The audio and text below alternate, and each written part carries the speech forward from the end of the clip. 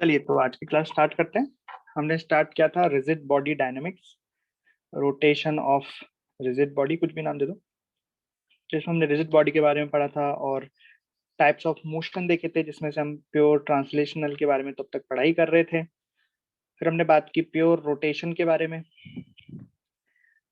अब जब pure rotation के बारे में बात की तो हमने सीखा कि kinetic energy of the rigid body हम कैसे फाइंड करते हैं। तो यहाँ पे हमने देखी कि एक टर्म आई, एक नई टर्म आई हम सीखे, जो है मोमेंट ऑफ इनर्शिया, जिसे कहते हैं जड़त्वाघूर्ण। जड़त्वाघूर्ण ये क्या है?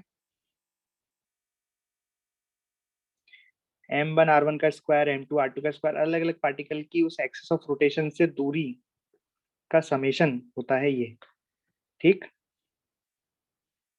तो जैसे न्यूटन्स लॉ में हम मास यूज करते थे, वैसे ही यहाँ पे आई का यूज है। जैसे देख रहे हो आप, काइनेटिक एनर्जी क्या हो गई? हाफ आई ओमेगा स्क्वायर, वहां क्या होती थी? Half M B square. उस तरीके से इसकी यूनिटी हो गई।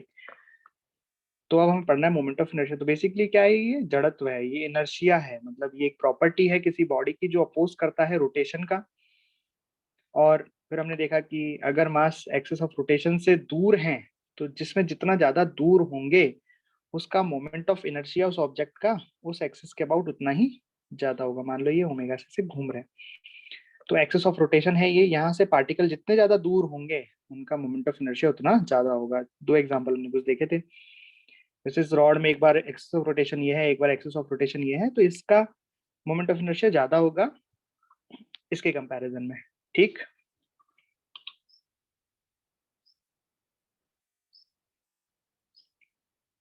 चलिए आगे चलें अब। चलिए बताइए एक और क्वेश्चन इसी में कि मैंने आपके सामने दो डिस्क दी हैं, दोनों का ही मास m है और रेडियस r है, बट एक है पूरी डिस्क है और एक सेमी डिस्क है। तो आपको उसमें बताना है कि अच्छा, एक्सिस ऑफ रोटेशन क्या है। तो आपको दिखाई दे रहा है यहाँ पे सेंटर से एक एक्सिस पास हो रही है, जो मैंने क्रॉस बना के दिखाई है। देखो, मतलब यहाँ पे एक एक्सिस है इस तरीके से, जो आपकी आंखों में से एक एक्सिस निकल के सेंटर के आर पार जा रही है, राइट? तो अपन कह सकते हैं the axis of rotation is perpendicular to the plane. Disc का जो प्लेन है इसके perpendicular and passing through its centre. और यहाँ पे भी ऐसा ही है, perpendicular to the plane and passing through its centre. अच्छा, तो इसके अबाउट, इस एक्सिस के अबाउट इस ऑब्जेक्ट का मोमेंट ऑफ इनर्शिया I1 है, और इस एक्सिस के अबाउट इस ऑब्जेक्ट का मोमेंट ऑफ इनर्शिया I2 है। आपको बताना है I1 और I2 में कौन बड़ा है, कौन छोटा है या बराबर है। तो जैसे I1 और I2 में आप यहाँ पे कंपैरिजन कर रहे थे एक दो सवालों में, वैसे आपको बस यहाँ पे बताना है, फिर हम कैलकुलेशन स्टार्ट करेंगे इसकी। तो बताओ, अगर इस एक्सिस के अबाउट इस ऑब्जेक्ट का, एक डिस्क का मोमेंट ऑफ इनर्शिया I1 है और इस सेमी डिस्क का I2 है, तो I1 और I2 में कंपैरिजन करना है बस आपको कि कौन बड़ा है कौन छोटा है। दोनों का मास सेम है और रेडियस r है। तो यहाँ पे हम देखेंगे कि दोनों का मोमेंट ऑफ इनर्शिया सेम होगा, बिकॉज जो मास का डिस्ट्रीब्यूशन है वो तो सेम है ना।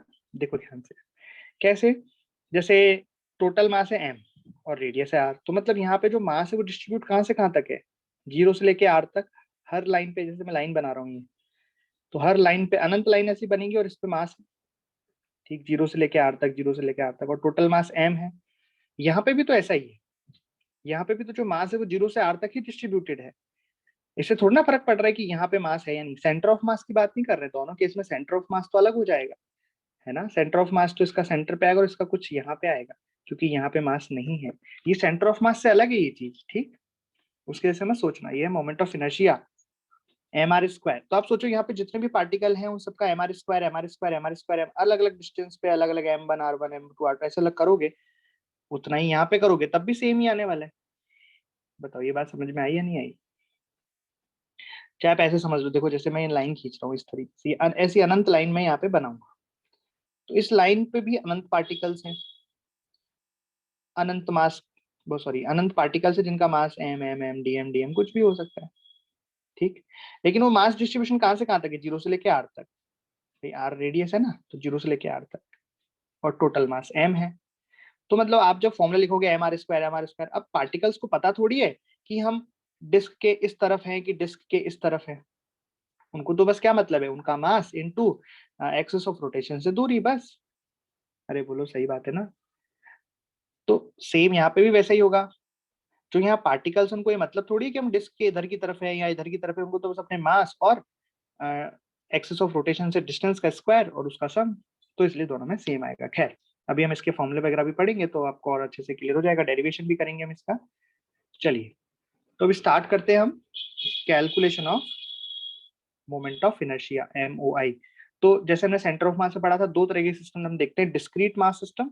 डिस्क्रीट मास सिस्टम क्या होता है, जिसमें पॉइंट मास होता है, और दूसरा होता है continuous mass system. Continuous mass system कौन से होते हैं, जिसमें हम पॉइंट मासेस को मिला के कोई ऑब्जेक्ट बना लेंगे, जैसे रिंग, डिस्क, सिलेंडर, स्फेयर्स और rod etcetera, right.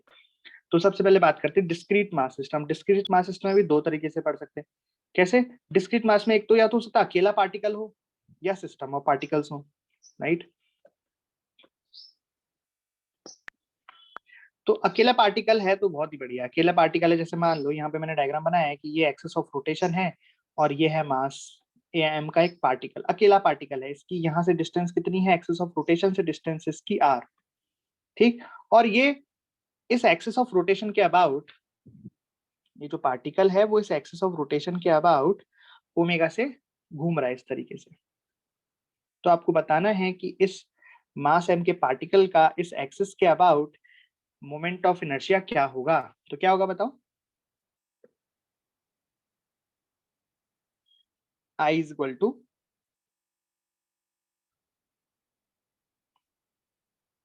M R square, right. यहाँ पे r क्या है, यहाँ पे r है perpendicular distance of the particle from axis of rotation. It is the perpendicular distance of the particle from axis of rotation. ये r समझ में आई, परपेंडिकुलर डिस्टेंस है एक्सिस ऑफ रोटेशन से, तो हमारे स्क्वायर क्या हो गया, इसका मोमेंट ऑफ इनर्शिया। अब हम बात करते हैं सिस्टम ऑफ पार्टिकल्स के लिए, मतलब अगर एक से ज्यादा पार्टिकल्स आ जाए, बहुत सारे पार्टिकल्स हैं, तो उसका मोमेंट ऑफ इनर्शिया हम कैसे निकालेंगे, कैसे निकालेंगे बताओ? अगर एक से ज्यादा पार्टिकल हैं, छोटे छोटे छोटे छोटे पार्टिकल्स हैं, पॉइंट मासेस हैं, लेकिन बहुत सारे, तो सभी का मोमेंट ऑफ इनर्शिया निकाल के उस एक्सिस ऑफ रोटेशन के अबाउट निकाल के जोड़ देंगे, है ना। तो सिस्टम का मोमेंट ऑफ इनर्शिया निकल के आ जाएगा। तो देखो इस तरह से ये एक्सिस ऑफ रोटेशन है और इस पर बहुत सारे पार्टिकल्स है, तो इसकी डिस्टेंस मान लेते हैं मास, इसको बोलते हैं मास m1, और इसकी डिस्टेंस हो गई r1। ऐसे और भी पार्टिकल, जैसे एक मान लेते हैं मास m2 और इसकी एक्सिस ऑफ रोटेशन से डिस्टेंस मान लेते हैं r2। एक पार्टिकल इधर मान लेते हैं r3, m3। समझ गए? ऐसे अनंत पार्टिकल्स कितने भी हो सकते हैं, छोटे छोटे छोटे छोटे। मैं बॉडी नहीं ले रहा हूँ कंटिन्यूस बॉडी की, उसके अंदर अनंत पार्टिकल्स है, नहीं। मैं ऐसे अलग अलग पार्टिकल्स, डिस्क्रीट मास सिस्टम ले रहा हूँ मैं अभी, ठीक। तो इसका जो मोमेंट ऑफ इनर्शिया आएगा, टोटल मोमेंट ऑफ इनर्शिया आएगा, वो कितना आ जाएगा, I1 plus I2 plus I3, ऐसे जितने भी पार्टिकल्स है सभी के उस एक्सिस के अबाउट मोमेंट ऑफ इनर्शिया का समीशन आ जाएगा, राइट। कोई दिक्कत है इसमें? तो चलो लिखना चाहो तो ऐसे लिख दो, m1r1 का स्क्वायर प्लस m2r2 का स्क्वायर, m3r3 का स्क्वायर, जितने भी होंगे, समझ गए, जितने भी होंगे सभी का लिख लोगे आप, ठीक। कोई दिक्कत इसमें? अब मान लो कि अगर मैं पार्टिकल इस एक्सिस के ऊपर ही ले लूं, मान लो कि मैंने m4 पार्टिकल इस एक्सिस के ऊपर ही ले लिया, m4 पार्टिकल, कोई पार्टिकल मास मैंने इस एक्सिस के ऊपर ही ले लिया, तो इस एक्सिस के अबाउट, इस एक्सिस के अबाउट, है ना, इस एक्सिस के अबाउट इस मास का मोमेंट ऑफ इनर्शिया कितना हो जाएगा। जैसे इसको अगर मैं I4 कह दूं, तो I4 कितना होएगा, यहाँ पे 0 हो जाएगा, क्योंकि डिस्टेंस ही नहीं है ना। ये बात समझ में आ रही है आपको? ये बात समझ में आ रही है आपको कि 0 कैसे हुआ? क्योंकि इसका एक्सिस से डिस्टेंस ही नहीं है, राइट। वही लिखा है मैंने कि the particle lies on axis of rotation, it's MOI is 0 about that axis. इस एक्सिस के अबाउट, इसी एक्सिस के अबाउट, जिस एक्सिस पे वो है, अगर उसी एक्सिस के अबाउट आप मोमेंट ऑफ इनर्शिया निकालोगे, तो इसका मोमेंट ऑफ इनर्शिया कितना आ जाएगा, 0 आ जाएगा, ठीक। चलिए तो एक क्वेश्चन करो, find MOI of the system of 3 particles about, तो आपको यहाँ पे ये 3 पार्टिकल्स का सिस्टम दे रखा है, तीनों का मास m है और ये एक समबाहु त्रिभुज है यानी कि इक्विलैटरल ट्रायंगल है, इसकी साइड a है। मान लो कि ये है y एक्सिस, ये है x एक्सिस और z एक्सिस कैसे हो जाएगी, इस तरीके से परपेंडिकुलर ऑफ द x और y से परपेंडिकुलर। तो ये आपकी आंखों में से जा रही है ना, z एक्सिस मैं बना रहा हूँ, ये मैं सोचना ये वाली z एक्सिस पे ये पार्टिकल रखा है, नहीं z एक्सिस कुछ ऐसे मान लो कि आपकी आंखों में से होती हुई जा रही है, ठीक। हाँ जी, तो यहाँ पे देखो सवाल इस तरह के आएंगे कि फाइंड मोमेंट ऑफ इनर्शिया, मतलब जड़त्व आघूर्ण फाइंड करो अबाउट एक्स एक्सिस के अबाउट, वाई एक्सिस के अबाउट, जेड एक्सिस के अबाउट। इनका मतलब क्या है कि जो एक्सिस ऑफ रोटेशन है आपको दे रखी है, आपको ये बता रही है कि एक्स एक्सिस की, मान लो ये पूरा सिस्टम ऐसे एक्स एक्सिस के अबाउट ऐसे घूम रहा है, आई बात समझ में। वाई एक्सिस के about moment of inertia find करो, मतलब कि मान लो ये पूरा सिस्टम वाई एक्सिस के अबाउट ऐसे घूम रहा है, और जेड एक्सिस के अबाउट मतलब ऐसे कि मान लो ये पूरा सिस्टम जेड एक्सिस के अबाउट ऐसे घूम रहा है, ठीक है। तो इसका मतलब ये होता है, तो रोटेशन में हमेशा ऐसे होगा। अभी तो आप बहुत सारी चीज पढ़ने वाले हो, अभी तो मोमेंट ऑफ इनर्शिया ही पढ़ रहे हैं, आगे जाके टॉर्क, एंगुलर मोमेंटम, ये सब पढ़ोगे। तो रोटेशन में हमेशा ये, जब भी हम कोई चीज फाइंड करेंगे, कोई भी चीज फाइंड करेंगे, तो हमेशा किस एक्सिस के अबाउट हमको करना है वो हमें दिया रहेगा, या हमें खुद से ढूंढना पड़ेगा, राइट। जैसा कि मैंने आपको बताया कि जो मोमेंट ऑफ इनर्शिया है वो एक्सिस पर डिपेंड करता है कि किस एक्सिस के अबाउट आपने उस सिस्टम को घुमाया है। तो यहाँ एक्सिस के, एक्स एक्सिस के अबाउट अलग आएगा, वाई एक्सिस के अबाउट अलग आएगा, जेड के अबाउट अलग आएगा। चलिए अब करो सवाल। तीनों का मास m है, ये एक इक्विलैटरल ट्रायंगल है, समबाहु त्रिभुज है, और इसकी साइड a है, ये भी आपको दे रखा है कि साइड a है,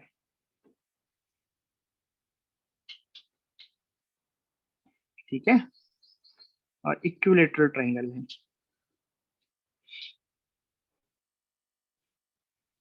तो आपको एक्स एक्सिस के about moment of inertia find करना है। तो एक मैं करके दिखाऊं, तो पहला सवाल मैं करके दिखाता हूं, about X axis, X axis के about moment of inertia find करें। हाँ भाई, तो ये डायग्राम है, यहाँ बना लेता हूँ भाई। देखो, तो ये हम करने वाले हैं एक्स एक्सिस के अबाउट। एक्स एक्सिस के अबाउट का क्या मतलब है, ये मैंने समझाया। एक्स एक्सिस के अबाउट का मतलब है कि ये जो सिस्टम है ये इस तरीके से एक्स के अबाउट इस तरीके से घूम रहा है, ऐसे गोल गोल गोल गोल घूम रहा है ना। तो ये यहाँ पे क्या है, 3 डिस्क्रीट मास हैं, तो आपको तीनों का एक्स एक्सिस के अबाउट मोमेंट ऑफ इनर्शिया निकालना है। तो आपको क्या करना पड़ेगा, तो सिखाया था ना आपको कि टोटल आई बराबर कितना हो जाएगा, I1 plus I2 plus I3, मतलब तीनों का x के सापेक्ष, x को एक्सिस ऑफ रोटेशन मान के, अभी इस सवाल के लिए हमारी एक्सिस ऑफ रोटेशन क्या है, ये है एक्सिस ऑफ रोटेशन AOR, ठीक। तो आप चाहो तो पार्टिकल्स के नाम दे दो, ये 1, ये 2, ये 3। तो चलो बताइए कि इस सवाल के लिए एक्सिस ऑफ रोटेशन हमारी x हो गई, तो पार्टिकल 1 का x के अबाउट मोमेंट ऑफ इनर्शिया कितना आएगा, पार्टिकल 2 का x के अबाउट मोमेंट ऑफ इनर्शिया कितना आएगा, और पार्टिकल 3 का x के अबाउट मोमेंट ऑफ इनर्शिया कितना आएगा। तो देखो आप सभी समझदार हैं, तो आप समझ गए कि ये जो पार्टिकल है वो x पे ही है, तो इसका मोमेंट ऑफ इनर्शिया x के अबाउट 0, 2 का भी x के अबाउट 0, 3 का कितना आएगा बताइए। तो उसके लिए हमें डिस्टेंस फाइंड करनी पड़ेगी, ये वाली डिस्टेंस फाइंड करनी पड़ेगी। तो अगर ये समबाहु त्रिभुज है, इक्विलैटरल ट्रायंगल है, तो क्या ये डिस्टेंस आप फाइंड कर सकते हैं। हाँ आराम से, इसको फाइंड करने में क्या है, बहुत ही आसान है ये तो, है ना। हमें पता है कि ये वाला एंगल कितना हो गया, 60 डिग्री, और ये वाली लेंथ कितनी है, 1, because this is the equilateral triangle. तो a sin 60 हो गया, a cos 60, तो नीचे वाला हो गया बेस, और ये परपेंडिकुलर हो गया a cos 60, मतलब a, वो सॉरी, ये वाला हो गया a cos 60, तो a/2, ये हो जाएगा a sin 60, मतलब √3/2, तो a√3/2। हाँ जी भाई, तो इस मास की यहाँ से परपेंडिकुलर डिस्टेंस आ गई, तो भाई परपेंडिकुलर डिस्टेंस आ गई तो आंसर भी आ गया, m r स्क्वायर, r कितना है a, √3/2 का स्क्वायर, तो कितना हो गया है 3/4 ma²। हाँ जी, तो आंसर कितना आ गया,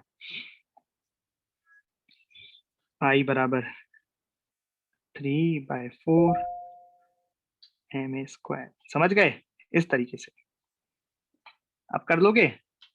चलिए अब बी का आंसर बताओ मेरे को जल्दी से।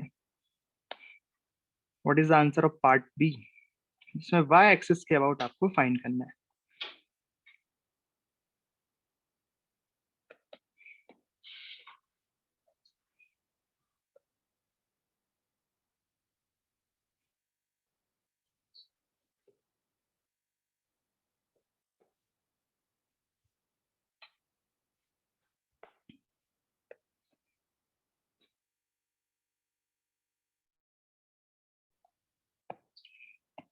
करिए।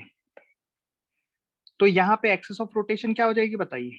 यहाँ पे अब ये पूरा सिस्टम वाई के सापेक्ष घूम रहा है, ऐसे मान सकते हैं। जरूरी नहीं है घूमना, भाई आपको मोमेंट ऑफ इनर्शिया निकालना है तो जरूरी नहीं है कि वो घूमे, लेकिन हाँ उसने अगर बोल दिया वाई के अबाउट, मतलब ये कभी भविष्य में घूमेगा भी तो वाई के अबाउट घूमेगा ऐसा। ठीक, वापस से हम 1 2 3 मान लेते हैं। ये मास 1, ये मास 2 और ये मास 3। चलिए बताइए। तो यहाँ से आई टोटल हो जाएगा, आई बराबर I1 3। चलिए बताइए, जल्दी जल्दी बोल दो। I1 कितना आ जाएगा, I2 कितना आ जाएगा और I3 कितना आ जाएगा। I1 कितना आ जाएगा 0। वेरी गुड, I1 0 आ जाएगा बिकॉज इस एक्सिस के अबाउट, ये तो उसी एक्सिस पे है। I2 कितना आ जाएगा बताओ। तो इसकी y एक्सिस से परपेंडिकुलर डिस्टेंस कितनी हो गई a, तो ये कितना आ जाएगा ma²। कोई दिक्कत। अब 3 के बारे में बताओ। ये 3 का y के अबाउट, y के सापेक्ष कितना मोमेंट ऑफ इनर्शिया आएगा। तो उसके लिए हमें डिस्टेंस फाइंड करनी पड़ेगी। इससे परपेंडिकुलर डिस्टेंस क्या होगी इसकी y से, ये वाली डिस्टेंस कितनी आई है। ये डिस्टेंस तो हमें दिख रही है, a/2 है ये डिस्टेंस। बस आंसर भी आ गया आपका कि m a/2 का square is equal to ma²/4। तो आपका टोटल आंसर कितना आ गया 0 + ma² + ma²/4।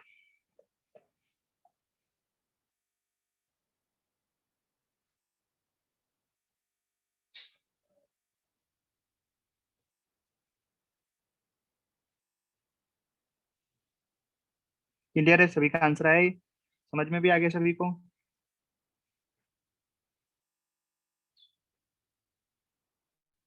और इसका थर्ड पार्ट, तीसरा पार्ट z एक्सिस के अबाउट। तो जल्दी से बता दो आंसर, z एक्सिस के अबाउट इसका क्या आना चाहिए मोमेंट ऑफ इनर्शिया।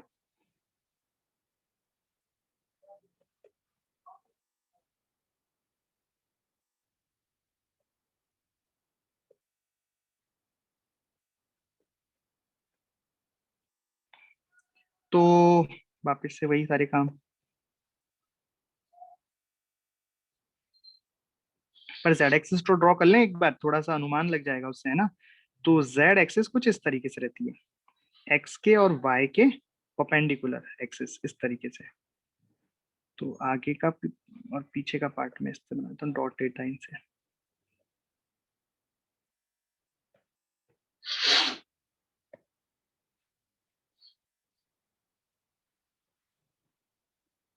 तो ये आपको दिखाई ऐसे दे रही है, पर 3D में देखो कैसे जा रही है, मतलब ये आपकी आंखों में घुस रही है, अंदर से आ रही है और आपकी आंखों में जा रही है। ठीक,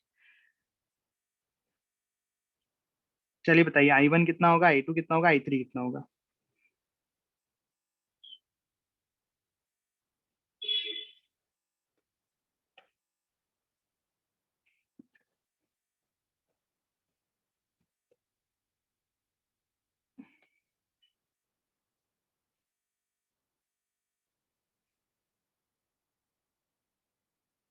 तो आपको परपेंडिकुलर डिस्टेंस फाइंड करनी होगी z एक्सिस से। तो I1 तो 0 आ जाएगा, बहुत बढ़िया। I2 z एक्सिस के अबाउट निकालना है, मतलब आपको ये मानना है कि यहाँ पूरा सिस्टम z के अबाउट घूम रहा है। This is the AOR for this question. चलिए I2 कितना आएगा?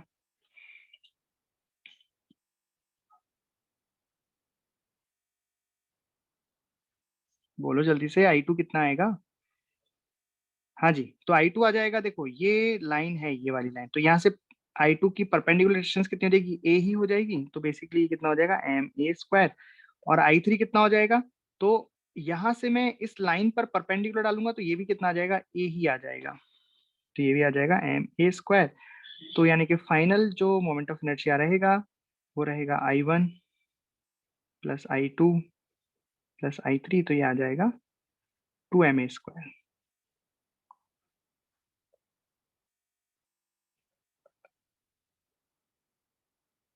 ठीक, समझ में आई बात? अब थोड़ा सोचना 3D में। तो ये परपेंडिकुलर डिस्टेंस ही तो है जेड एक्सिस पर, जेड एक्सिस इस तरीके से, तो ये 90 डिग्री तो बना रहा है यहाँ पे। कोई डाउट? देखो जेड वाला समझना है ना, तो ऐसा करो कि ये भगाओ, ये भगाओ। अब मुझे बताओ जेड एक्सिस क्या है? कौन सी है जेड एक्सिस? कौन सी जेड एक्सिस? ये ना जो यहाँ से इस तरह से क्रॉस बना दूं, जो ऐसे अंदर जा रही है, वही है जेड एक्सिस?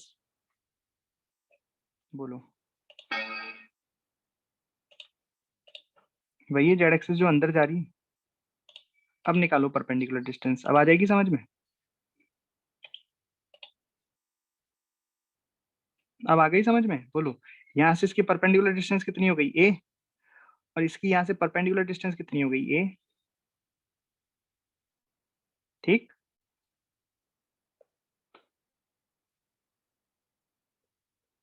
जेड एक्सिस, ये क्या है यहाँ पे? Axis of rotation.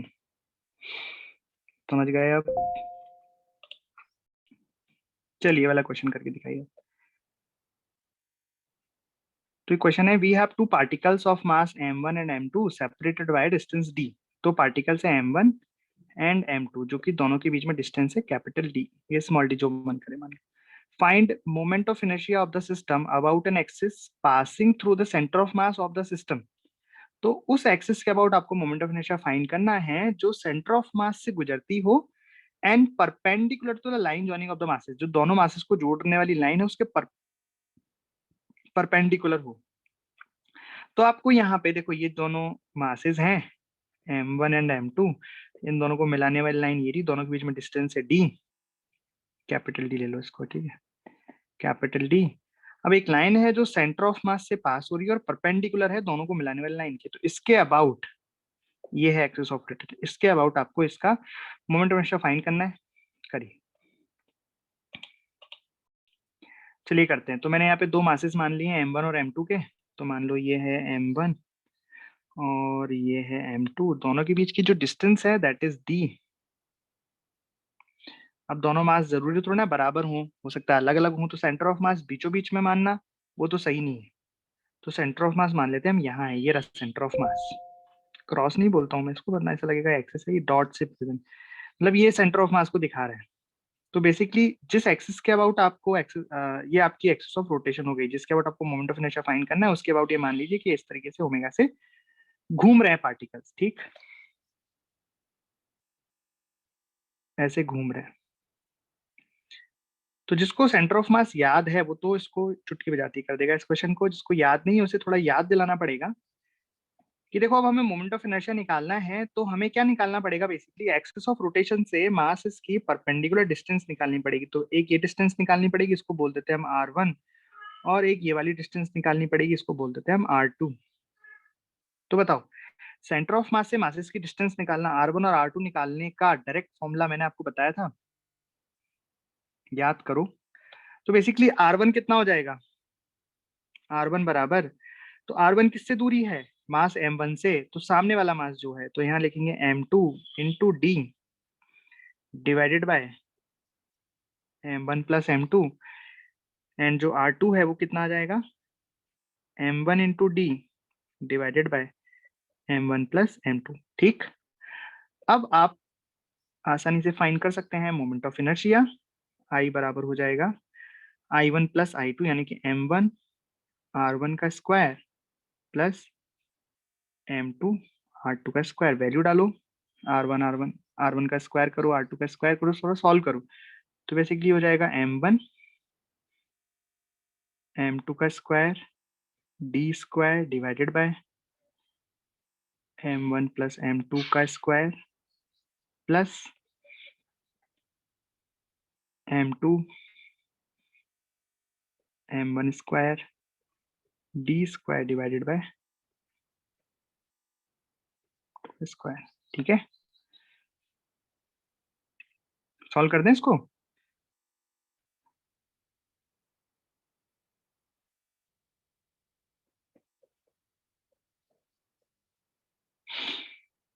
ऊपर से क्या कॉमन आया, m1 m2 d square common आ गया, और क्या बचा,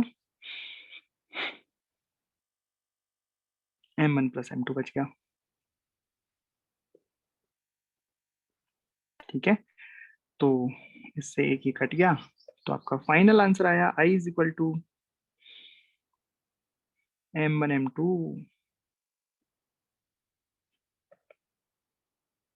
अपॉन m1 प्लस m2।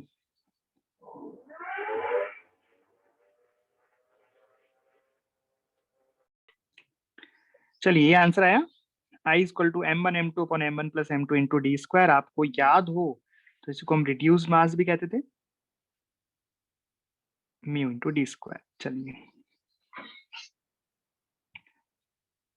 सही है, किसी को कोई डाउट है इस क्वेश्चन में, सिंपल क्वेश्चन है ना।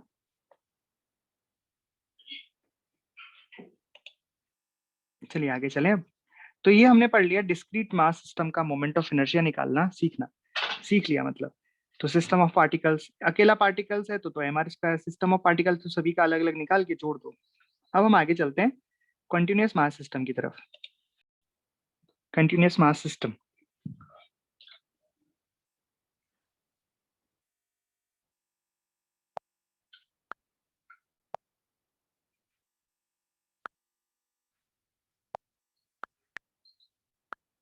चलिए तो सबसे पहले हम पढ़ेंगे यूनिफॉर्म रिंग का। एक रिंग है, यूनिफॉर्म का मतलब उस पे जो मास डिस्ट्रीब्यूशन है दैट इज यूनिफॉर्म, है ना। तो एक रिंग बना लेते हैं। रिंग का मतलब आप जानते हो सभी, ये जो अंदर से खाली होती है, एक सर्कल पर अंदर कुछ भी नहीं है उसके, दैट इज कॉल्ड रिंग। ठीक है, और ये रिंग का सेंटर, और मान लो कि इस रिंग का मास है m और रेडियस है r। अब इसमें जो एक्सिस है जिसके अबाउट हमें मोमेंट ऑफ इनर्शिया निकालना है वो लिख रखा है। तो यहाँ पे एक्सिस ऑफ रोटेशन कैसी है, axis of rotation is perpendicular to the plane of ring. तो रिंग का प्लेन ये वाला है, इसके तो perpendicular and passing through the centre. तो इसके सेंटर से पास होने वाली एक एक्सिस जो कि परपेंडिकुलर है रिंग के प्लेन के, मतलब ये वाली एक्सिस इस तरीके से अंदर जा रही है, इसके अबाउट ये रिंग घूम रही है। ठीक, इसके अबाउट आपको क्या निकालना है, मोमेंट ऑफ इनर्शिया निकालना है यूनिफॉर्म रिंग का। तो बताओ क्या करें, थोड़ा सा दिमाग लगाना पड़ेगा। तो कैसे लगाएं, तो हमें आई निकालना है, किस एक्सिस के आउट निकालना है, ये आई मैं इस एक्सिस के आउट निकालूंगा जो मैं यहाँ लिखूंगा। तो आप जब याद करो, यहाँ पे देखो ये फॉर्मूले में याद भी करने हैं, तो जब आप फॉर्मूले याद करो तो ये इस बात का जरूर ध्यान रखना कि जो मोमेंट ऑफ इनर्शिया है जो आपने याद किया है वो किस एक्सिस के अबाउट है, क्योंकि आपको पता है अलग अलग एक्सिस के अबाउट मोमेंट ऑफ इनर्शिया अलग अलग हो जाता है। ठीक है, ओके, तो इसको निकालते हैं। तो सोचो कैसे निकालेंगे। तो मैं यहाँ पे एक मास का टुकड़ा ले सकता हूँ कि भाई यहाँ डीएम मास होगा, ये यहाँ से कितनी दूर है, रेडियस आर दूर है, राइट। ऐसी बहुत सारे डीएम मास के टुकड़े छोटे छोटे टुकड़ों से मिलकर ये रिंग बनी है, और सभी जो डीएम मास के छोटे छोटे पार्टिकल्स हैं वो सभी यहाँ से कितनी डिस्टेंस पे है, सेम डिस्टेंस पे है, R R R R R R, बोलो है क्या। तो सभी यहाँ से सेम डिस्टेंस पे हैं, तो मैं ऐसे लिख सकता हूँ कि बेसिकली जो मोमेंट ऑफ इनर्शिया होगा वो क्या होगा, पहले एक छोटे से पार्टिकल, भाई I1 plus I2 plus I3, यही सीखा था ना अभी हमने कि जितने भी पार्टिकल्स है सभी का इस एक्सिस के आउट लिख दो, सभी को जोड़ दो। तो मैंने यहाँ पे एक पॉइंट का लिख दिया, इस पॉइंट का मास मान लेते हैं डीएम, कि ये छोटा सा पॉइंट है इसका मास डीएम है। इसका एक्सिस के अबाउट जो मोमेंट ऑफ इनर्शिया है वो कितना हो जाएगा, डीएम इंटू आर स्क्वायर। सही बात है। और सभी का कितना हो जाएगा, इतना ही हो जाएगा ना सभी का भी, सभी छोटे छोटे मास है, अंदर तो कुछ मास है नहीं, सभी एकदम बाहर है सरकमफेरेंस पे, और सभी की डिस्टेंस रेडियस आर ही है। तो बस इसी को मैं इंटीग्रेट कर देता हूँ बेसिकली, तो आर तो कांस्टेंट है यहाँ पे, ये R square integration of DM क्या बन जाएगा, एम। भाई टोटल मास रिंग का कितना है, एम, तो इंटीग्रेशन ऑफ डीएम, एक स्टेप और बढ़ा देता हूँ चलो, बेसिकली इंटीग्रेशन ऑफ डीएम, तो इंटीग्रेशन ऑफ डीएम क्या बन जाएगा, एम आर स्क्वायर। ये बात समझ में, ये आपको याद भी रखना है, रिंग का मोमेंट ऑफ इनर्शिया उसकी एक्सिस के अबाउट, ये किसका मोमेंटम ऑफ इनर्शिया, जड़त्वागुण किसका, रिंग का जड़त्वागुण किसके अबाउट, इस एक्सिस के अबाउट जो उसके प्लेन के परपेंडिकुलर है, और कहां से पास हो रही है, सेंटर से पास हो रही है, राइट, समझ गए। चलिए एक और करते हैं। अब एक मैं रिंग, आधी रिंग बनाता हूँ, सेमी रिंग, तो एग्जाम्पल के तौर पर देते हैं इसे। चलिए तो आपको इसमें क्या करना है, सेम एक्सिस, सेम एक्सिस का मतलब इसके सेंटर से पास होने वाली, इसके सेंटर से पास होने वाली और प्लेन प्लेन के परपेंडिकुलर, इस एक्सिस के अबाउट ये रिंग ऐसे घूम रही है, ये इसके एक्सिस ऑफ रोटेशन दी हुई है आपको। इस एक्सिस ऑफ रोटेशन के अबाउट इसका मोमेंट ऑफ इनर्शिया कितना होगा, ये आपको बताना है। तो एक्सिस समझ में आई इसमें आपको, एक्सिस वही है, axis is perpendicular to the plane and passing through the centre of the semi ring, ये सेमी रिंग है। तो इसका मोमेंट ऑफ इनर्शिया कितना होगा, जिसको कॉन्सेप्ट समझ में आया उसको एक लाइन में आंसर दे देगा बिना सॉल्व किए। बताइए क्या होना चाहिए आंसर, सेम होना चाहिए, बिल्कुल सही बात है। भाई आप कैसे सोचोगे, सोचने का तरीका क्या रहेगा आपका, आप सोचोगे कि सर देखो इसमें भी तो वही बात है कि सारे जो पार्टिकल्स हैं वो तो बाहर सरकमफेरेंस पे ही हैं।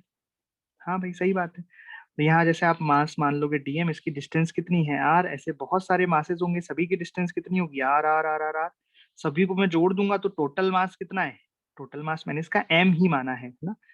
ये मत सोचना कि अगर रिंग, पूरे रिंग का मास मैंने एम लिया है तो इसका अगर मास आधा हो जाए आधी रिंग का, तो ओबियस है कि रिंग का मोमेंट ऑफ इनर्शिया भी चेंज हो जाएगा, लेकिन मैंने यहाँ पे मास सेम रखा है, ठीक।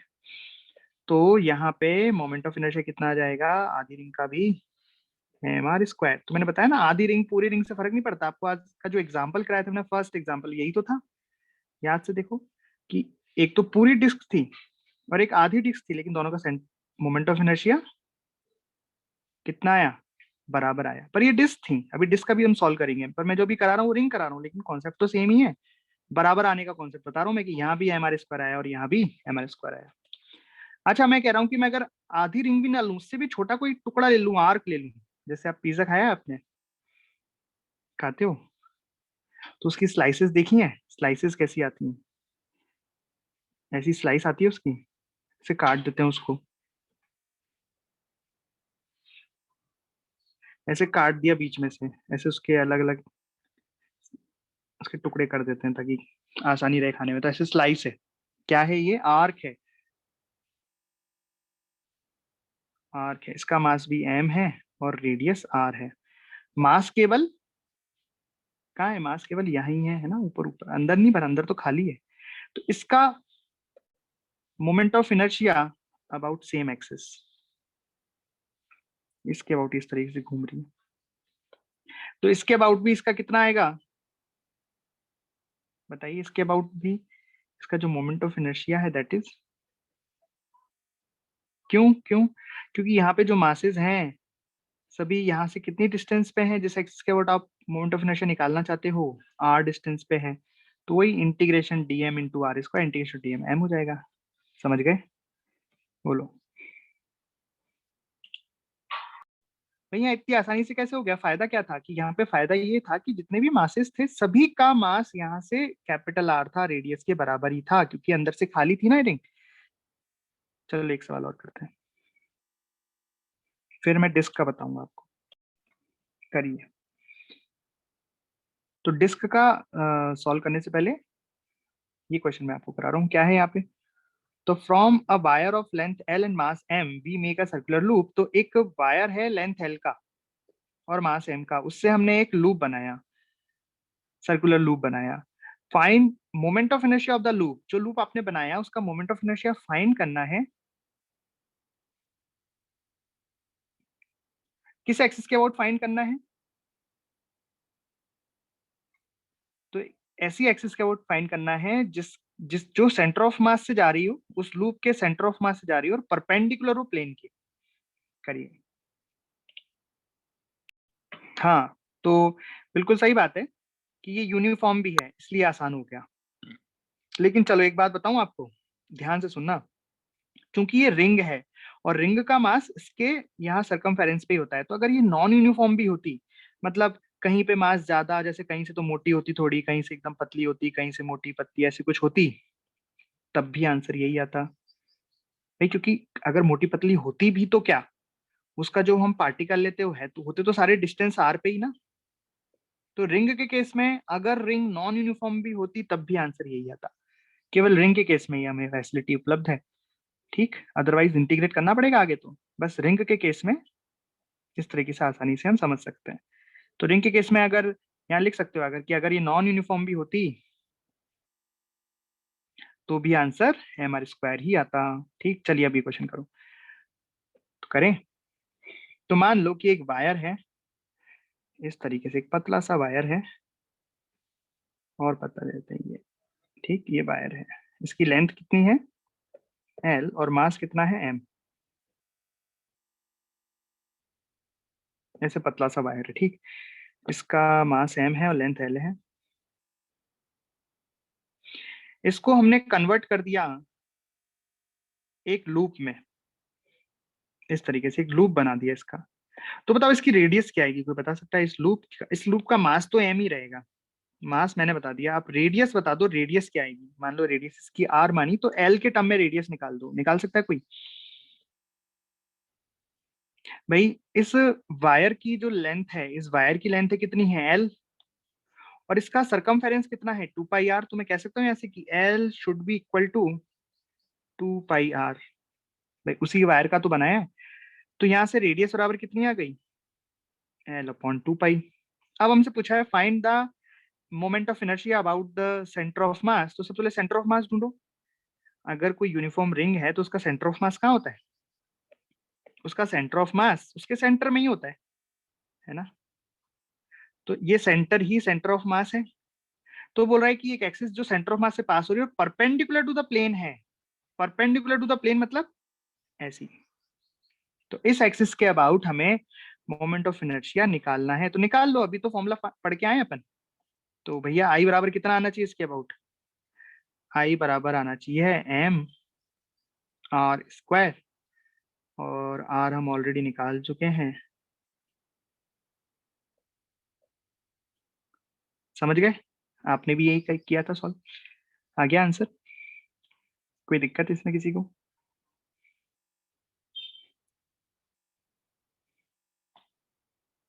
चलिए अब आते हैं अपन यूनिफॉर्म डिस्क पर। Moment of inertia of a uniform disc.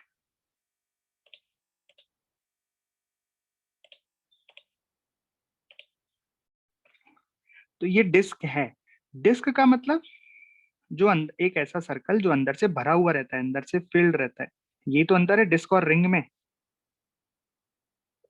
ये डिस्क है क्योंकि अंदर से फिल्ड है, अंदर से भरी हुई है, तो उसको हमने कह दिया डिस्क। इसका भी मास m और रेडियस r है। किस एक्सिस के अबाउट हमें इसका मोमेंट ऑफ इनर्शिया निकालना है, तो मैंने दे रखा है ताकि आप भविष्य में जब पढ़ो तो याद रहे कि किस एक्सिस के अबाउट फाइंड करना है। तो मोमेंट ऑफ इनर्शिया का फॉर्मूला जो आएगा इसका वो आपको याद रखना है, और साथ में ये भी याद रखना है कि किस एक्सिस के अबाउट हमने ये निकाला है। तो axis of rotation is perpendicular to the plane, तो ये प्लेन है डिस्क का, इस प्लेन के perpendicular and passing through its centre, और इसका सेंटर ये है, तो इसके सेंटर से पास होने वाली लाइन के अबाउट।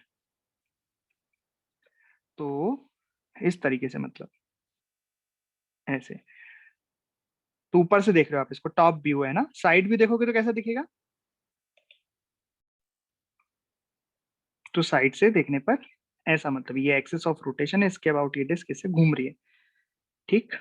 इसका मास m है और रेडियस r है। तो इसके अबाउट आपको निकालना है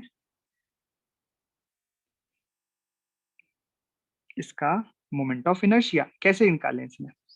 तो ये बिना एलिमेंट के नहीं हो पाएगा, बिकॉज इसमें हर जगह मास ही मास है। अब ऐसा नहीं कह सकते कि इससे जो मास है वो इतनी डिस्टेंस पे है। भाई इसमें तो अनंत मास है और सभी की डिस्टेंस अलग अलग है, फ्रॉम 0 से लेके r तक। तो इसमें हम क्या करेंगे, इसमें हम एलिमेंट लेंगे, और इसका एलिमेंट क्या लेंगे हम? रिंग एलिमेंट इसमें लेंगे, कि भैया एक रिंग मान लेते हैं हम, तो r डिस्टेंस पे इस तरीके से एक रिंग मान लेते हैं भाई, है ना। और इस रिंग के लिए हम निकालेंगे ये इस तरीके से पतली सी छोटी सी हमने रिंग एलिमेंट ले लिया। दिखाई दे रहा है आपको? देखो मैं इसको शेडो करता हूँ यहाँ से, ये वाला एलिमेंट, ये हमने क्या किया, रेडिय डिस्टेंस x पे जाके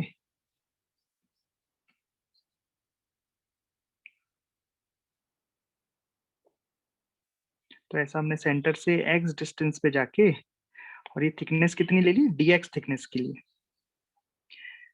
ये dx थिकनेस, ठीक। तो x डिस्टेंस पे जाके dx थिकनेस की एक पतली सी छोटी सी रिंग ले ली। अब इस रिंग का मोमेंट ऑफ इनर्शिया इस एक्सिस के आउट लिखेंगे और इसको इंटीग्रेट कर देंगे। राइट, समझ में आई बात? तो इस पतली सी रिंग का पहले मास बताओ मेरे को। मैंने आपको सिखाया था ना कि जब भी हम एलिमेंट लेते हैं तो सबसे पहले क्या लिखते हैं, उसका मास लिखते हैं। तो उसका मास कितना हो जाएगा, dm। याद करो सिखाया था कि नहीं सिखाया था? तो dm कितना हो जाएगा, सिग्मा इंटू da, बिकॉज ये डिस्क है और डिस्क के लिए हम क्या डिफाइन करते हैं, सिग्मा डिफाइन करते हैं। याद करो सिग्मा कितना हो जाएगा, मास अपॉन एरिया। सिग्मा क्या होता है, मास पर यूनिट एरिया। तो एरिया कितना हो जाएगा इसका, पाई आर स्क्वायर, ठीक है। तो इस एलिमेंट का मास कितना हो जाएगा, सिग्मा इंटू डी ए। तो मैं लिख देता हूँ सिग्मा इंटू डी ए।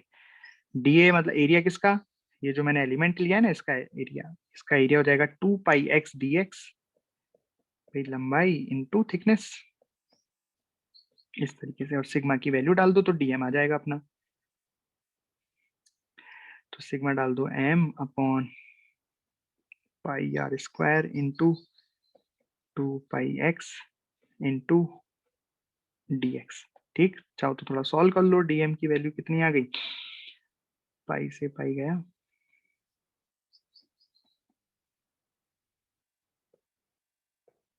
ये आ गई डीएम की वैल्यू, ठीक है। अब डीएम की वैल्यू तो आ गई, पर इस छोटे से एलिमेंट का मोमेंट ऑफ इनर्शिया कितना हो जाएगा इस एक्सिस के अबाउट। तो ये छोटा सा एलिमेंट क्या है यहाँ पे, एलिमेंट क्या है यहाँ पे बताओ भैया। ये जो एलिमेंट लिया है यहाँ पे हमने, एलिमेंट क्या है, रिंग एलिमेंट है।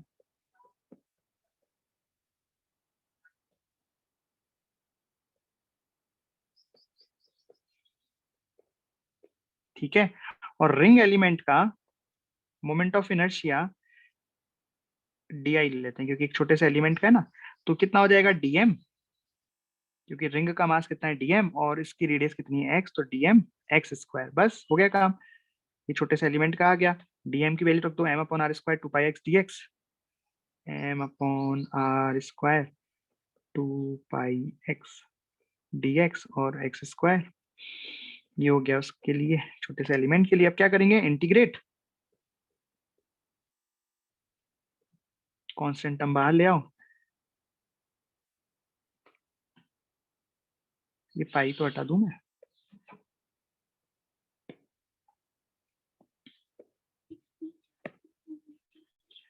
भाई डीएम की वैल्यू कितनी है, m upon R square 2 x dx, m 2 x dx into X square. हाँ ठीक है, तो कांस्टेंट टर्म बाहर लिया है। कांस्टेंट कितना है, 2m अपॉन आर स्क्वायर, अंदर बचा एक्स क्यूब dx का इंटीग्रेशन, कहाँ से कहाँ तक, 0 से लेके कैपिटल आर तक, क्योंकि पूरा एलिमेंट है ना, 0 से लेके आर तक एलिमेंट बनेंगे। फिर रिंग सबसे छोटी रिंग कितनी बनेगी, एक्स बराबर 0 पर, और आखिरी रिंग कब बनेगी, कैपिटल आर पर। इसको सॉल्व करो जल्दी से, कितना आया, 2m अपॉन एक्स क्यूब हो गया, x⁴, x⁴ अपॉन 4, उस पर लिमिट डाली तो बन गया r⁴ अपॉन 4। तो बताइए आई कितना आ गया, जो आपको याद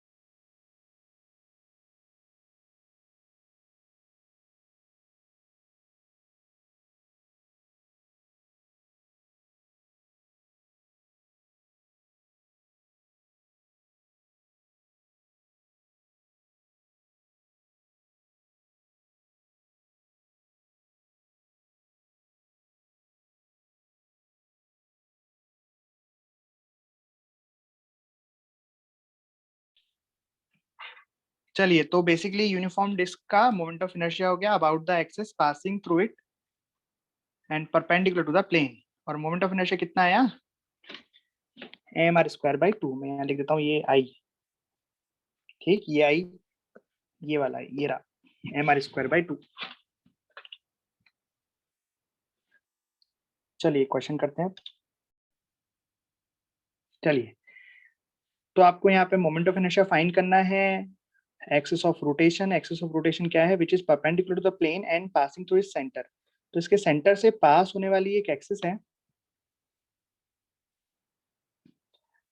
जो परपेंडिकुलर टू प्लेन है, मतलब इस तरह की एक्सिस है, समझ गए। अच्छा, इसकी इंटरनल रेडियस दे रखी है r1 और ये बाहर वाली रेडियस दे रखी है r2। तो एक डिस्क ही है, बट बीच में से हम खा गए डिस्क को, है ना, इसको बोलते हैं एन्युलर डिस्क, ठीक। इसका मास m और रेडियस r, मास m है, रेडियस तो अपने दे ही दी, internal radius and outer radius, तो मास m है, इसको क्या बोलते हैं हम,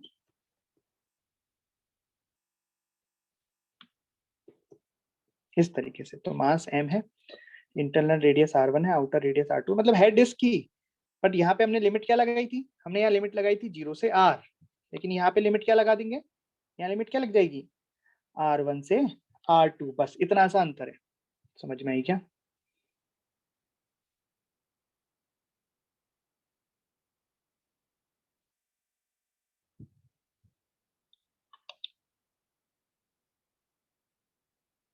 अरे भाई कैसे करोगे, समझ में आई क्या।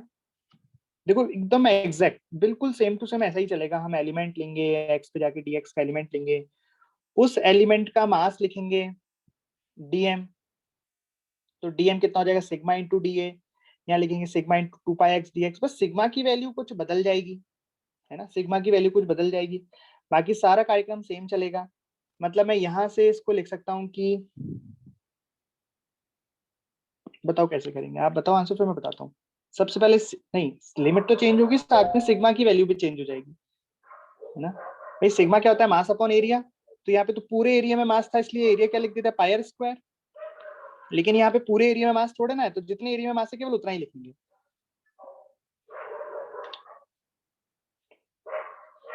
तो आप इस तरह समझ सकते हो। तो इसमें भी वही सेम एलिमेंट आया, देखो मैंने क्या किया है यहाँ पे, एक्स पे जाके dx थिकनेस की एक रिंग का एलिमेंट लिया, राइट। इसका मास कितना लिखेंगे, dm। dm कितना हो जाएगा, सिग्मा इंटू डी ए, सब सेम है। dm कितना हो जाएगा, सिग्मा इंटू डी ए, कितना हो जाएगा 2πx इंटू dx। अब बस सिग्मा लिखना है आपको, सिग्मा कितना होगा, तो सिग्मा मैं यहाँ साइड में अलग से लिख लूँ। सिग्मा बराबर हो जाएगा टोटल मास अपॉन एरिया। तो कितने एरिया में मास है बताओ, तो टोटल एरिया होता तो कितना होता, πr2 का स्क्वायर, जिसमें से ये टर्म मैंने हटा दी, ये बीच वाला पार्ट हटा दिया, तो πr1 का स्क्वायर। तो ये हो गया πr2 का स्क्वायर माइनस r1 का स्क्वायर, एकदम सेम टू सेम चलेगा, बस सिग्मा की वैल्यू अलग हो जाएगी। सिग्मा की वैल्यू को आप जब इसमें पुट करोगे, राइट, और फिर उसके बाद क्या लिखोगे, इंटीग्रेशन, है भाई।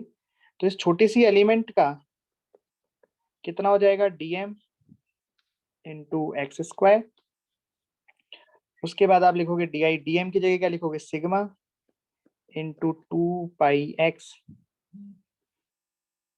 dx इंटू एक्स स्क्वायर, यही रहेगा ना। देखो सिग्मा तो एक कांस्टेंट टर्म है, तो कांस्टेंट टर्म की वैल्यू लास्ट में रख लेंगे, अभी इसे लिखने की जरूरत क्या है।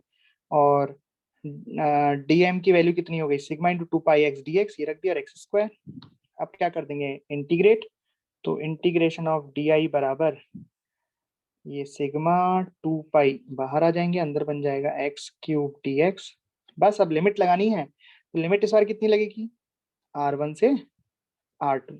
जो पहले कितनी लगी थी यहाँ पे, 0 से r लगी थी ना। चलिए, तो अब इसका कर दीजिए आप इंटीग्रेशन, तो i बराबर आ जाएगा सिग्मा 2π x की पावर 4 अपॉन 4, लिमिट डाल देंगे। लिमिट डाल देंगे तो क्या बन जाएगा, r2 की पावर 4 माइनस r1 की पावर 4 अपॉन 4, राइट। हाँ, डिस्क अगर एलिमेंट है तो लिमिट जो इसकी, सॉरी, डिस्क अगर अपना ऑब्जेक्ट है तो इसका एलिमेंट रिंग होता है, ठीक।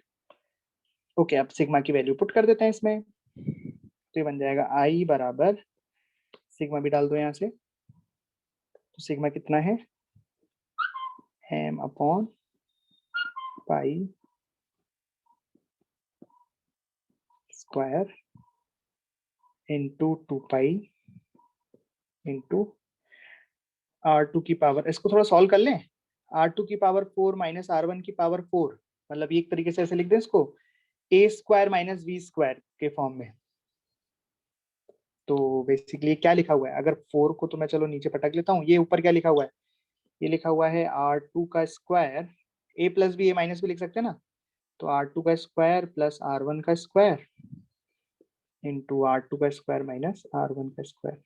ये तो आप समझ गए होंगे कि मैंने इससे ये कैसे लिखा, समझ गए, A square minus B square से लिख दिया a plus B a minus B.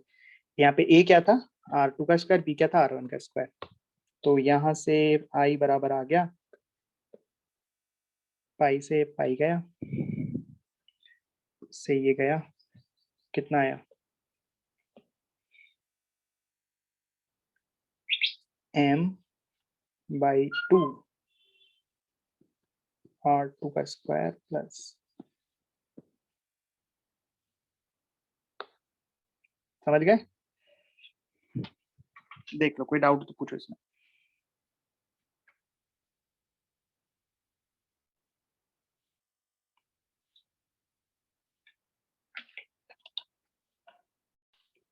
चलिए, तो उसके बाद हम पढ़ेंगे यूनिफॉर्म रॉड के लिए। So there is a uniform rod, पतली सी रॉड है ना, इसकी थिकनेस नगण्य है, नेग्लिजिबल है, एक रॉड है, इसकी थिकनेस नेग्लिजिबल है, इसका मास क्या है m और लेंथ क्या है l, और इसमें किस एक्सिस के अबाउट आपको मोमेंट ऑफ इनर्शिया फाइंड करना है, axis of rotation perpendicular to the rod, इस रॉड के परपेंडिकुलर है and passing through end of the rod. ठीक है भाई, मतलब रॉड के एंड से पास हो रही है इस तरीके से, और रॉड के परपेंडिकुलर, समझ गए, तो मतलब रॉड ऐसे घूम रही है, इस तरीके से घूम रही है रॉड, तो रॉड ऐसे घूम रही है और इसका मोमेंट ऑफ इनर्शिया फाइंड करना है एक्सिस ऑफ रोटेशन के about. What is the axis of rotation, this is the axis of rotation, इसके अबाउट आपको आई फाइंड करना है। कैसे करोगे, तो इसमें भी हमें इंटीग्रेशन करना पड़ेगा, बिकॉज यहाँ पे भी ढेर सारे मासेस हैं, देखो ये रॉड रॉड रॉड अंदर मासेस है ना इसमें, लेकिन ये सभी मासेस अलग अलग डिस्टेंस पे है, यहाँ से एक्सिस ऑफ रोटेशन से अलग अलग डिस्टेंस पे है, तो यहाँ पे भी हमें क्या लेना पड़ेगा, एक एलिमेंट लेना पड़ेगा। यहाँ पे एलिमेंट कैसा आएगा, यहाँ पे मेरे से लेते हैं एलिमेंट, रॉड में कैसे लेते हैं एलिमेंट, याद है, एक्स पे जाके dx का, जैसे dx लेंथ का, ये dx लेंथ का एक छोटा सा एलिमेंट, राइट, ये छोटा सा एलिमेंट, इसका मास कितना हो जाएगा dx, इसका मास dm कितना हो जाएगा बताइए, कैसे लिखेंगे मास भाई, रॉड की लेंथ l है, टोटल मास m है, तो dx लेंथ का मास कितना हो जाएगा m upon l into dx, या लैम्डा dx लिख दो, और लैम्डा क्या होता है, मास पर यूनिट लेंथ, और लैम्डा की वैल्यू रहेगी m अपॉन l, एक ही बात है।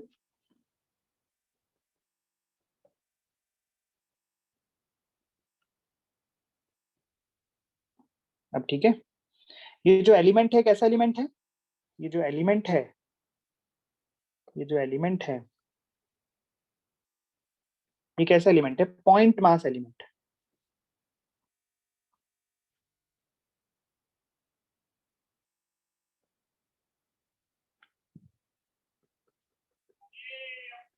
पॉइंट मास एलिमेंट, याद है जो हमने सबसे बड़ा डिस्क्रीट मास सिस्टम में जो पॉइंट मास पढ़ा था, तो ये डीएल हो गया, यहाँ पे लिख देता हूँ लैम्डा बराबर मास अपॉन लेंथ, इस तरीके से।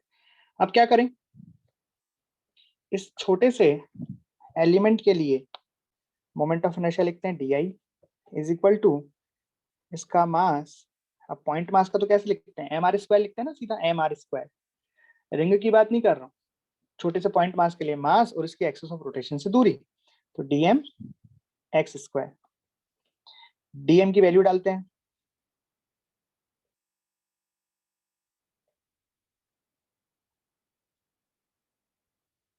इंटीग्रेट कर दो, कांस्टेंट टर्म बाहर निकाल लेते हैं, लिमिट डाल दो, तो x के टर्म में इंटीग्रेट करें तो x की पहली लिमिट कहाँ से, 0 से लेके इसकी जो लेंथ है l तक, बताओ कितना आएगा ये,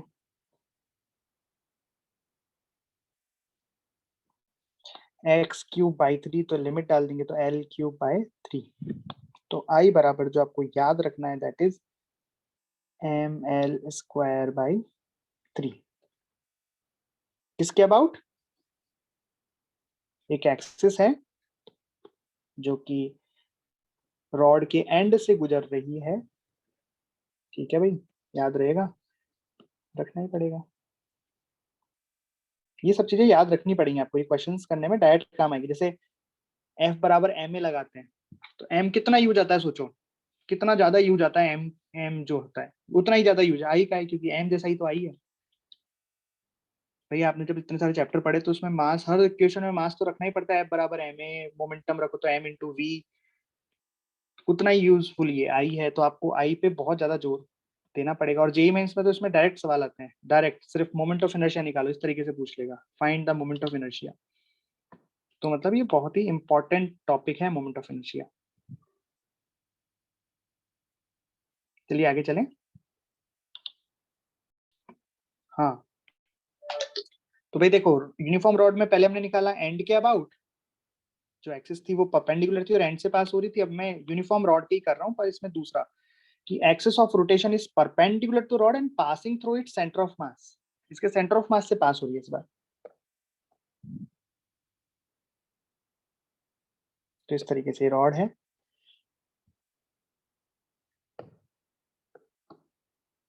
और जो एक्सिस है वो सेंटर ऑफ मास यानी कि बीचों बीच में से पास हो रही है इस बार,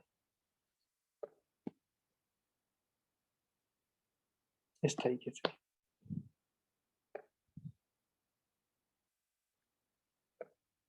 ये इसका सेंटर ऑफ मास भी है। अच्छा, इसका टोटल मास m है और लेंथ l है, तो बताओ क्या चेंज आएगा। तो एलिमेंट तो वैसे ही आएगा, यहाँ से x पे जाके हम dx का एलिमेंट लेंगे, ऐसे x पे गए, x डिस्टेंस पे जाके ये हमने एलिमेंट लिया, इसकी लेंथ है dx, इसका मास है dm, और dm कितना है, m/l इंटू dx। देखो भाई dx का मास कितना होगा dm, और वो कितना होगा भाई, टोटल लेंथ l है, उसका मास अगर m है तो dx लेंथ का मास कितना होगा, m/l dx। तो चेंज क्या आएगा बताओ, चेंज क्या आएगा भाई, वही, यहाँ तक तो सेम ही आ गया, आगे भी सेम है, पूरा पूरा तो नहीं है, थोड़ा सा चेंज है, क्या चेंज है बताता हूँ। तो देखो मैं क्या लिखूंगा, इस छोटे से एलिमेंट के लिए मैंने लिख दिया मोमेंट ऑफ इनर्शिया कितना हो जाएगा, dm इंटू x², dm की वैल्यू मैं डाल दूंगा, इंटीग्रेट मैं करूंगा तो बस जो इंटीग्रेशन की जो वैल्यूज है ना, ये जो लिमिट रखी है वो चेंज हो जाएगी। अब 0 से l तक नहीं लगेगी लिमिट, सोचो कितनी लगेगी लिमिट।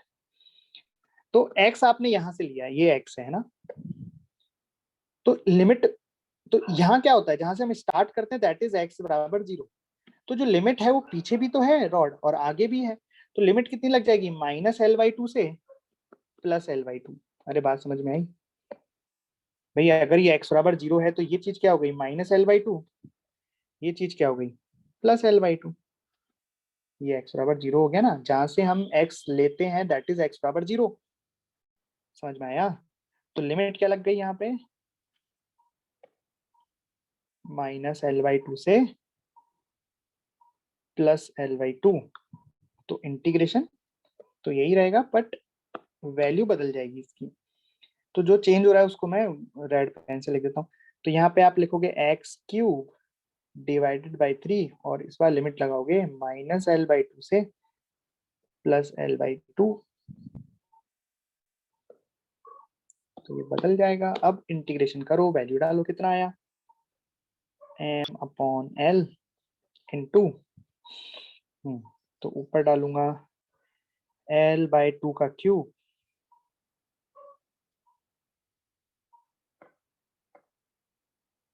माइनस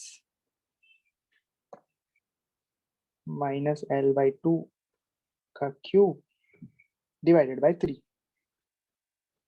सही है, लिमिट डाल दी ना मैंने, एल बाई 2 डाल दिया, उसको क्यूब कर दिया, फाइनल माइनस इनिशियल, इसको सॉल्व कर लेते हैं। तो ये आ जाएगा आपका आई, किसके अबाउट, सेंटर ऑफ मास के अबाउट, रॉड का।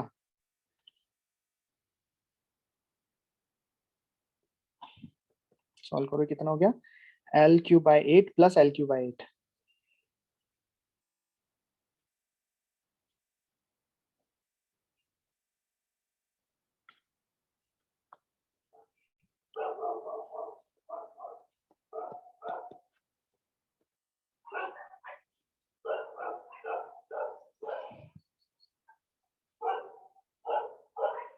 कितना आ रहा है,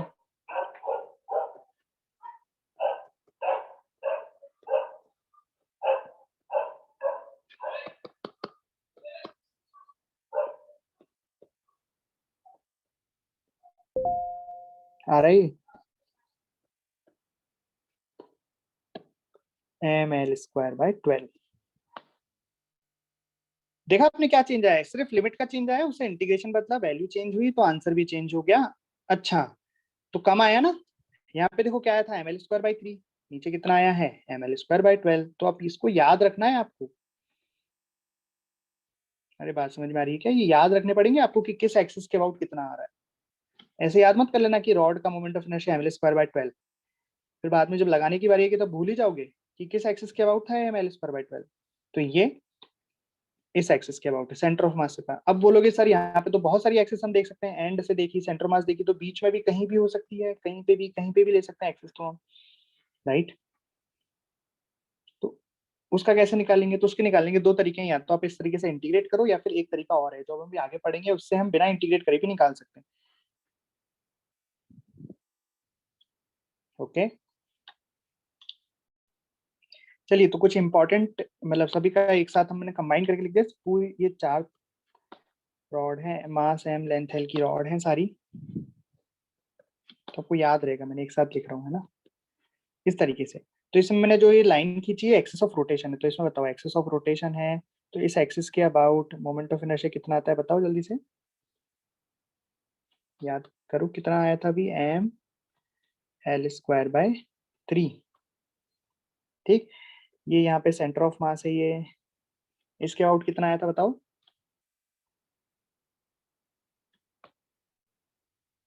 एम एल स्क्वायर बाय 12। अभी भी तो कराया ड्राइवर, भूल गए। हाँ, अब इसके अबाउट बताओ, इसके अबाउट कितना होगा। तो ये जो रॉड की लेंथ होती है ना, ये तो बहुत पतली होती है, इसकी कोई थिकनेस होती थोड़ी ना रॉड की, लगभग नगण्य होती है थिकनेस। तो बताओ इस एक्सिस के अबाउट अगर हम इस रॉड को घुमाएंगे तो कितना मोमेंटम ऑफ इनर्शिया आएगा। जैसे इस रॉड को इस तरह से घुमा रहा हूँ, this is the axis of rotation, तो इसके अबाउट आई कितना आएगा रॉड का। अरे ये वही वाली बात हो गई ना कि सारा का सारा जो भी जितने भी मासेस हैं वो उस एक्सिस पे ही हैं, तो आर जीरो हो गया, तो यहाँ पे देखो ढेर सारे अनंत पार्टिकल हैं, उनका अकेले अकेले का लिखोगे तो कितना आएगा, एम जीरो जीरो, क्योंकि सारे के सारे जो मास हैं वो एक्सिस ऑफ रोटेशन पे ही हैं, तो जीरो आ जाएगा ना, सभी का नेट भी सभी का जीरो है। और एक ये वाला, दिस इज इम्पोर्टेंट, मतलब ये भी आपको याद रखना है, इसमें कुछ इस तरीके से रॉड है, इस तरीके से, और यहाँ पे इस तरीके से ये हिंज्ड है, समझ गए, और रॉड यहाँ पे इस तरीके से ओमेगा से घूम रही है, ये एक्सिस ऑफ रोटेशन है। तो आप समझे यहाँ पे इसका मोशन कैसे होगा, जैसे ये रॉड है तो ये इस तरीके से घूमेगी, बोलो समझे कि नहीं समझे, ये इस तरीके से।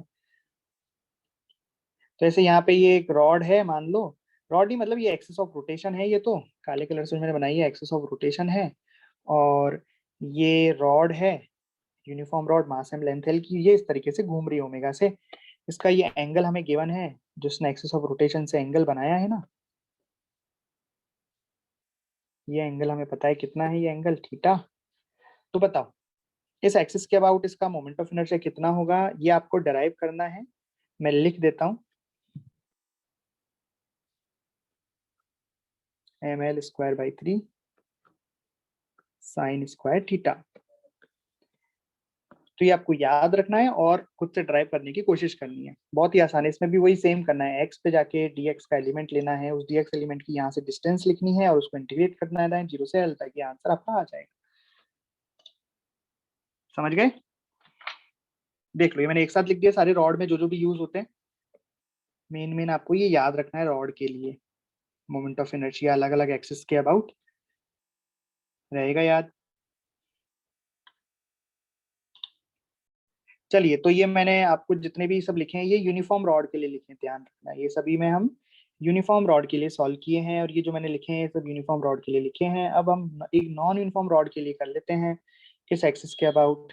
Axis is perpendicular to the rod and passing through the end of the rod. ये this is axis of rotation, इसके अबाउट हमें आई फाइंड करना है। अब ये रॉड नॉन यूनिफॉर्म है तो इसके लिए कुछ तो दिया होगा ना। अच्छा, ये एल लेंथ की रॉड है और इसका जो लीनियर मास डेंसिटी है लैम्डा, वो लैम्डा दी हुई है, lambda naught X upon L. X क्या है? एक्स है इस एक्सिस ऑफ रोटेशन से डिस्टेंस।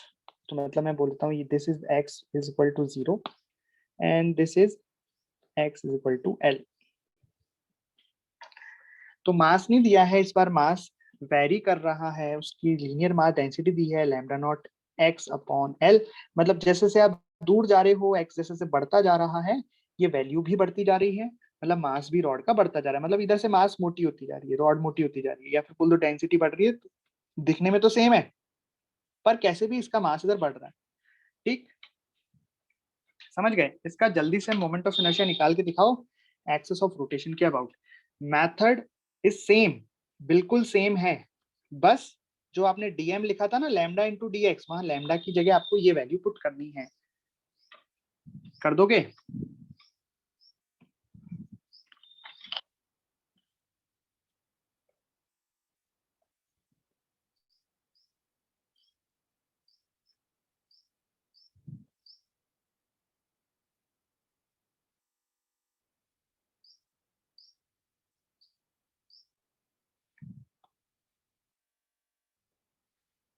डीएम आप लिखते हो ना लैम्डा इंटू डी एक्स, तो यहाँ पे लैम्डा की वैल्यू आप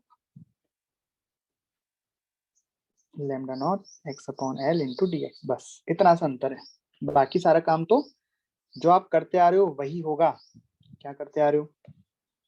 आप लिखते हो ना कि छोटे से एलिमेंट का moment of inertia dm into X square, यहाँ पे dm है lambda naught X upon L into D X into X square. अब इंटीग्रेट करेंगे, कॉन्स्टेंट टर्म बाहर ले लो, lambda naught upon L integrate X cube D X. Limit कहाँ से कहाँ तक रखेंगे इसमें? एक्स बराबर 0 से एल तक, 0 से एल। यहाँ आई बराबर कितना आ जाएगा? Lambda naught upon L into x की पावर 4 अपॉन 4, एल डल गया तो एल की पावर 4 अपॉन 4, तो आंसर आ गया। This is the answer. समझ गए?